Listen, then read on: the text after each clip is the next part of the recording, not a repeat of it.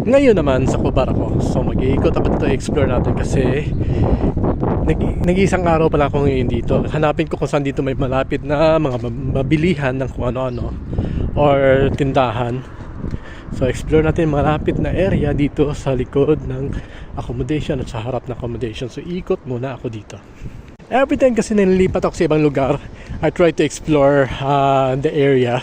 Kasi para makita mo kung anong meron doon at easy lang to access kung anong kailangan mo.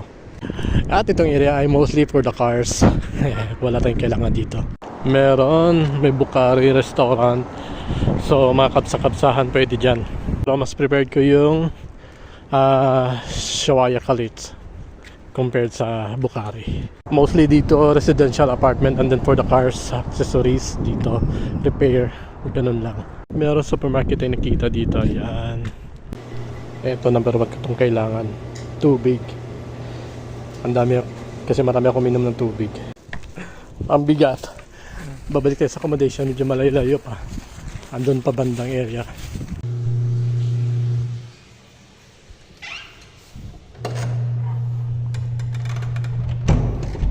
Labas ulit tayo, ikot. Yun, may nakita tayong bilihan doon na supermarket or bakala dito tawag.